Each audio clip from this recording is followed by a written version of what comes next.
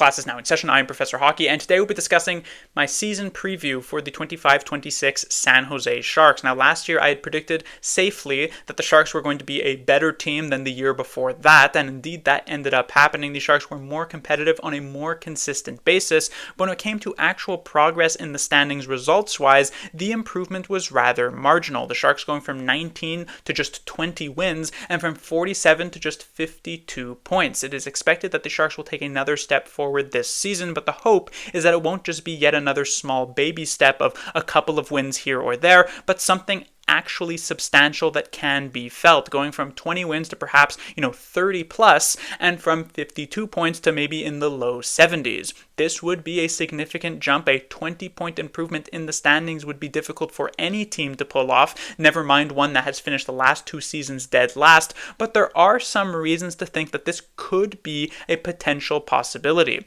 The first of which is that despite the improvements shown last year by the Sharks, they were still statistically the worst team in many different categories. They were the lowest scoring team, they had the worst defense, at least from the halfway mark onwards they had the worst goaltending, and their power play and penalty kill was near the bottom of the league as well. On top of this, the Sharks had about 40 or so one-goal losses last season, many of which were they held leads, if not multi-goal leads, that they ended up letting slip away.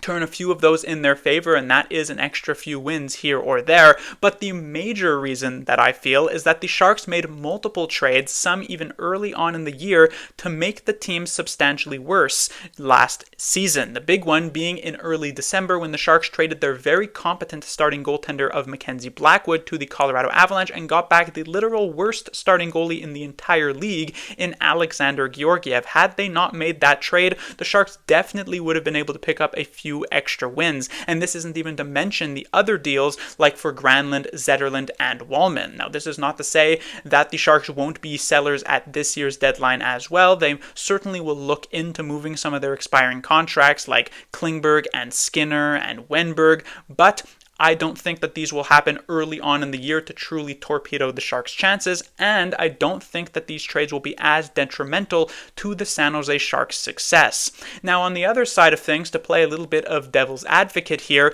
it does need to be said that despite the fact that the Sharks will have some improvements on paper heading into this season, that there are many other NHL teams that are in a very similar position, and simply just keeping pace with the rest of the league is just going to end up with the Sharks finishing in a similar position. They need to outperform the improvements of what other teams are actually going for, which is much easier said than done. There are a few teams that they might be able to surpass. Chicago didn't really do much this offseason. Seattle kind of had some side grades, and so that could allow them to leapfrog a couple of clubs here, but realistically, even with a 70-point finish, which would be rather good, that still finds them in the bottom 5 or so of the league, still giving them a really good pick. But if there is one thing that I can say at the very least, is that I do feel that the time of hoping for the Sharks to lose a bunch of games to get a good draft pick, that does seem to be over. Now, don't get me wrong, if we get down to the final 3 or 4 games of the season and the Sharks are 1 point ahead of the Chicago Blackhawks in the standings and Blackhawks are in last place, yeah, I'll probably be hoping that the Sharks lose those last couple of games, but through October, November, December, January, it's definitely going to be wishing for victories because the Sharks, they've put in the work and they deserve to be rewarded for that level of effort. Now, when it comes to the actual opening night roster here for the San Jose Sharks, I was actually going to try and film this video yesterday because that's when the deadline for having your opening night roster submitted was, but the Sharks decided to hang on and not really announce it until today because we still didn't have the word of what was going to happen with Jack Thompson in particular, but he has now been placed onto the injured reserve, so we are indeed down to the 23 players, and there are 0 surprises here. This is the exact roster that I thought the Sharks would have a couple of months ago, and that's not me bragging, that's not me saying that I'm a genius for being able to figure that out. It was just incredibly easy to understand that this is what the Sharks would end up going with. Despite all of the buzzwords of competition and earn it and all the videos that the Sharks were posting about this is going to be a tough year and we're all going to be fighting for this spot, it didn't really end up being the case. Everybody who we thought would make it did make it. Everybody who we thought wasn't going to make it didn't, and that's not because they all underperformed. Players like like Cardwell and Regenda at forward in particular had some really, really strong preseason outings. Cardwell had a hat trick, Regenda had 4 assists in just one singular game, and yet players like Goodrow and Reeves and Dellandrea, they stuck around anyway. It really probably would have taken like back-to-back-to-back hat tricks out of Quinton Musty to even get the Sharks to consider maybe sending down a player like Barclay Goodrow, and even then they probably would have hesitated to actually do so. And on defense, it was even worse, because at least maybe Dellandrea could have been waived, but defensively, like Dickinson was going to make it just because of other circumstances, and these other 7 guys, it felt as though they weren't going to be going anywhere. And, you know, we saw Luca Cagnoni actually put together a very impressive preseason, and yet his chances, like if you asked me to bet, I would not have bet that Cagnoni would make this team. He would have had to put up like 100 points in 5 games to even be able to maybe crack this roster. So no surprises here. You know, other teams, they had to have a little bit of excitement. You know, Vancouver with Braden Coots surprising everybody, or Kindle with the Pittsburgh Penguins, or Emmett Finney with the Detroit Red Wings. The Sharks, nothing of the sort. Misa and Dickinson really kind of came in already as shoo-ins. I didn't think that they would be sent down, and indeed that ends up being the case, and nothing else stands out as out of the ordinary. But the bigger news that I think really ends up coming out today is not so much about this 23-man roster, but the 20-man roster that the Sharks will actually ice for the first game. Obviously, nothing is confirmed because the game is still a couple of days away, but at the moment, taking a look at practice, 2 players really stand out as being on the outside looking in, that being both Michael Misa and Sam Dickinson. And personally, I think it is quite crazy that they wouldn't be in that opening night lineup. It's not that I think that they are going to be playing every single game. I've said as much multiple times through the offseason that it was extremely unlikely they would get full 82-game seasons, and especially in early October, you expected them for sure to be sitting out some nights. However, for the opening game, the home opener as well, like this is a big deal for these 2 young rookie players. You would expect the Sharks to really want to kind of hype this one up, and yet for them to sit out, I just don't really get it. I mean, I imagine these 2 players probably have like family flying out to San Jose to watch this opening game. I imagine there were a lot of people who bought tickets to this home opener trying to watch the first NHL performances of both Misa and Dickinson, and for the Sharks to not go in that direction, I just don't really get it. Like, perhaps the perspective is that the Vegas Golden Knights, because they are such a good team, that you don't want to like overload Misa and Dickinson in these situations, but let's be honest, like if the Sharks had a really, really good playoff competitive team, I could understand it, but are we really going to pretend that having Misa instead of Ty Dellandrea on this third line was going to tank the Sharks' chances of actually winning this game? Like if Dickinson replaced Nick Leddy on the blue line, that the Sharks were suddenly going to lose this game 10-0? Like really not so much. Even if it was going to give you a slightly worse chance of winning, it would be extremely, extremely slight and not worth not having them for this first game. So I don't understand why this is the case. This feels to me like completely nonsensical, that Ryan Warsofsky is really just overthinking this situation, but it feels as though these 2 definitely should have been in that opening night. If they then didn't play game 2, I wouldn't have complained, but to not play that first game, that home opener, I just don't get it. When it comes to the actual makeup, however, of the lineup that they are seemingly heading into the first game with, we have the top group, of course, with Celebrini and Smith. This is a duo that is likely going to remain together for the vast majority of this season. I won't say the entirety of it, because I could see a world in like January where Will Smith maybe puts a couple of bad games together and then Warsofsky demotes him to a second or third line to send a message. But for like at least 75 plus games, these 2 will be together. It just makes a ton of sense. They have a bunch of chemistry. We have seen it this past season where they're just able to find themselves in so many of these different types of situations, always on the same page as players. It was thought that we would get Will Smith at center for this season, because not only was this just logically making sense because this is what he was drafted as, and the Sharks wanted to have Celebrini and Smith as that 1-2 punch at center, but also because Smith himself said he was going to go back to that position at the end of last year. However, since the Sharks did lose the draft lottery and did not get to take Matthew Schaefer at number 1, and instead ended up with Michael Misa at number 2, now the dream is that it'll be a Celebrini-Misa 1-2 punch, and then Smith can take this position on the wing, which is where he had literally all of his success this past season. So this is a duo that is going to be very exciting to watch this season, but the question is who ends up joining them on this top line. The group that we saw in the last preseason game was with Philip Kurashev on the top line. It was something that didn't really work at the time, but is something that maybe the Sharks will look to give another chance to, judging by how they have looked in this practice. But there are other iterations that clearly San Jose is willing to go for if this doesn't work out. The thing is, however, as I said in my previous preseason review, that I hope the Sharks will actually be able to find some stability on this top line pretty soon. Like, if you want to have Kurashev here, this is a player who did not play with the Sharks this past season, so it's going to take a little bit of time.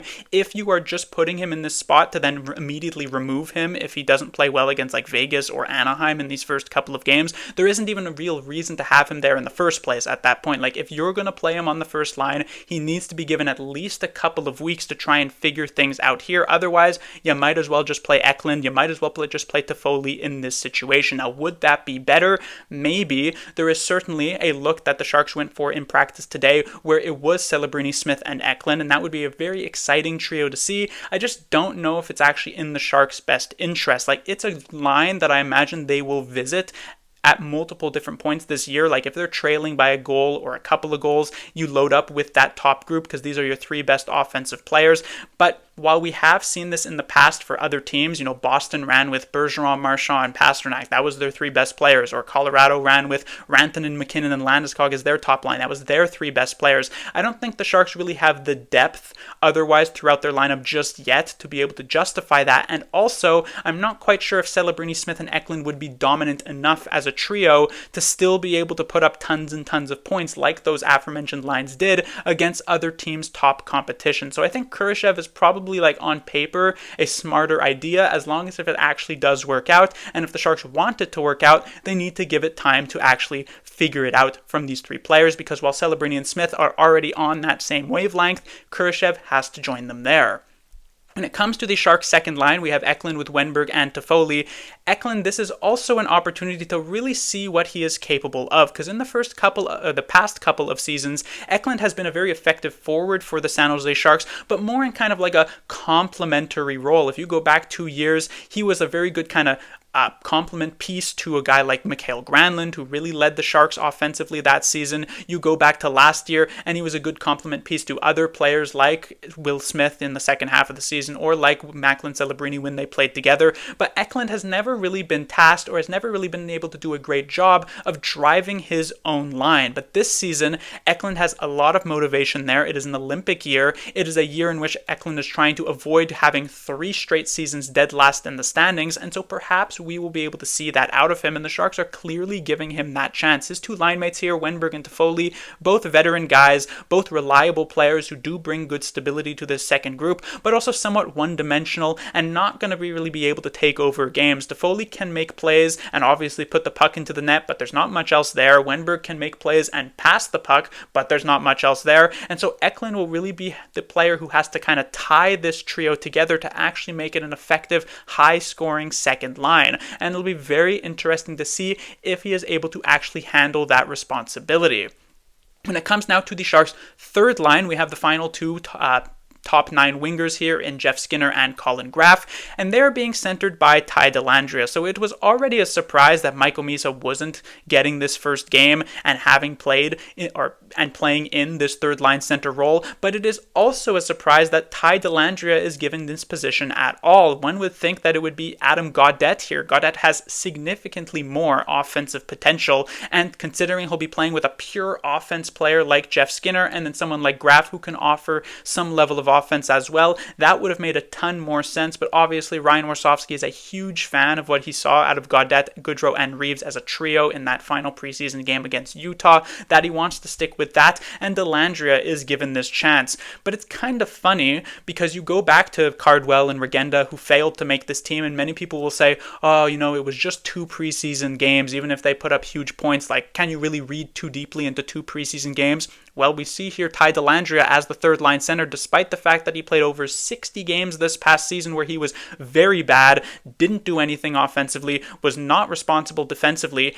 just because of 2 solid preseason games to open up this year, he's given a chance to actually have success on this third line center role. Now, I don't think it's impossible that he'll figure this out. He is young enough and has been okay in the past that maybe it all does come together here, but there's not exactly a lot to look back on last season to say like, oh yeah, I saw some inklings of a good offensive play from Dellandrea that's truly going to shine in this season. So this is a risk from Ryan Warsofsky. I think there's a very, very common world where this third line doesn't manage to do anything. Dellandrea gets exposed as he was getting in the entirety of this past year. Skinner, without much offense to bounce off of, just doesn't really manage to make much of an impact. And then Colin Graf just kind of has a quiet game doing his own thing defensively. Like, this third line feels like it might not come together at all, but I guess we'll see.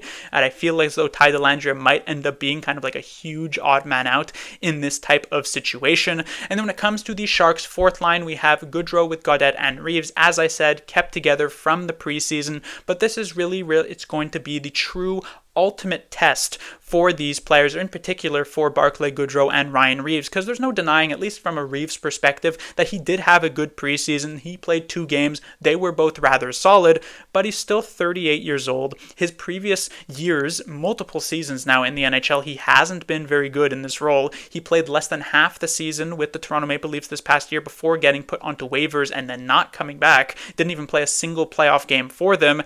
Is it really realistic to assume that suddenly he's sort of put it together and is actually going to be a very reliable and reasonable fourth liner for the San Jose Sharks? The same thing can be said about Barclay Goodrow, whose last 2 seasons in the NHL have been very bad, and like very bad is almost an understatement for talking about a player like Barclay Goodrow. Like, I could foresee in this upcoming first game of the season against Vegas a world where this group ices the puck and then the Golden Knights send on Eichel, Marner, Tomas Hertl, and then like Hanifin and Theodore at the blue line, and then they just get absolutely caved in for that shift and almost certainly end up allowing a goal. Like, this is a fourth line that Adam Gaudette is definitely going to have to do a lot of heavy lifting on. Maybe there's a chance he's able to kind of pull these players together and it ends up getting over the finish line and ends up being somewhat serviceable, but I don't think you can really blame me for not having any sort of confidence about that. Goodrow and Ryan Reeves are not 2 players that really inspire much, and the problem here is that even if they do struggle, I don't even have the belief that Ryan Warsofsky will make fixes to actually avoid that. Like, I don't think if Goodrow puts together 10 bad games in a row that he's going to get sent down in favor of a guy like Ethan Cardwell. I think he's going to remain in the lineup anyway, and that is what is so kind of discouraging about this situation, but we'll see if it works out. Maybe Adam Gaudette does have that ability to carry these 2 players on his back, because he's going to have to do so quite hard for sure.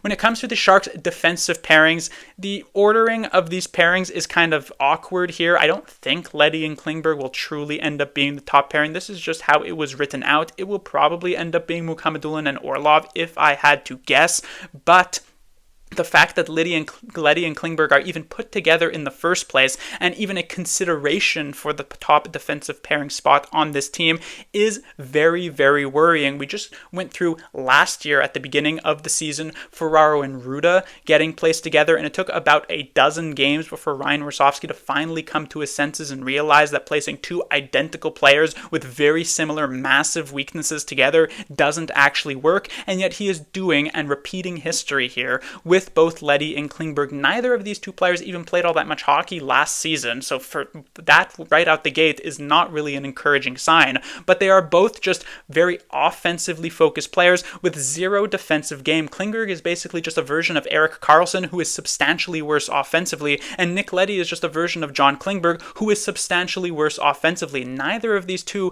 actually provide much from the blue line from a defensive standpoint. They can be serviceable in this area if playing with an actual strong defensive player, but together it just feels like it's going to end up being a recipe for disaster. I do sincerely hope that I am incorrect about this, because I feel as though they'll be left together for a while, and the Sharks could probably end up losing a lot of games because of that, so maybe they'll end up actually pulling it all together, but I don't quite have the faith in that. I do actually look at Nick Leddy here, and I kind of wonder if the Sharks almost regret having picked him up off of waivers in the first place. Like, it almost felt like somewhat of a desperation move at the time, where the Sharks were trying to kind of accumulate more cap hit to remain above that salary cap floor. But since then, they've traded for Carey Price, they've traded for Ryan Ellis. This is no longer an issue that they're actually worried about, but you can't then sort of waive Nick Leddy before he's even played a singular game for the team. So you sort of have to, in a way, hold on to him, and now you have to play him, and you're in this weird spot where he doesn't actually have like a proper spot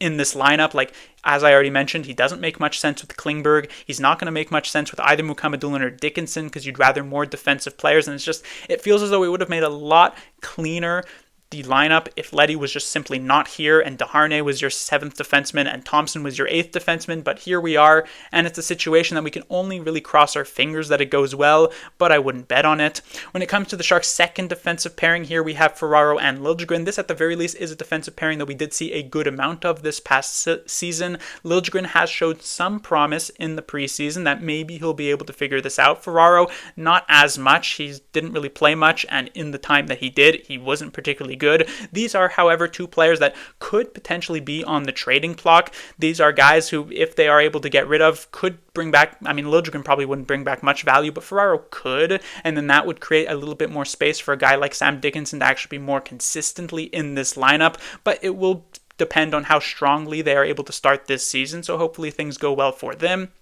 And then finally, we have Mukhamadullin and Orlov. Like I said, this is probably the true top defensive pairing for this team. And I mean, Orlov is probably the true number 1 defenseman for this team. And the success that this blue line actually has will hinge quite heavily on Orlov's performance. If we see what we saw against Anaheim a few nights ago, and he's just an absolute disaster, it's hard to really foresee this team making much progress this year. But if Orlov can actually be decent enough in this role, I mean, he's never been a number 1 defenseman in the NHL, even previously in his career, but he can kind of fit like a Jake Wallman role as like a pseudo number 1 defenseman, and if he's good enough, then that'll help Mukhamadullin also be good enough, and that should be able to pull together a halfway decent blue line core for the San Jose Sharks. But Orlov will have a lot of pressure on his shoulders to be able to handle such a situation. And then finally, we have the goaltenders. I have listed Nedeljkovic above Askarov, not because I think Nedeljkovic is going to play significantly more games in general than Askarov this season. It'll probably be an even split, at least to start out, but I do think that Nedeljkovic will play game 1 against the Vegas Golden Knights. That's the team who he actually played 2 preseason games against in general and had a significant amount of success, and so it feels as though that first game is his for sure. But I would not be surprised if immediately after against Anaheim, Askarov gets in between the pipes for his first game. There will be a lot of back and forth, but Nedeljkovic first to go in my opinion. But that will do it for this season preview. I do hope that the Sharks managed to find some success. As I said, I don't want yet another year where in December I've already given up hope completely and I'm like, well, at least they can get the first overall pick. As we saw this past season, there are no guarantees of actually being able to get the first overall pick, even if you do finish in last place. And I do think that this team could actually use some wins and some upward momentum heading into some hopefully brighter years. Class dismissed.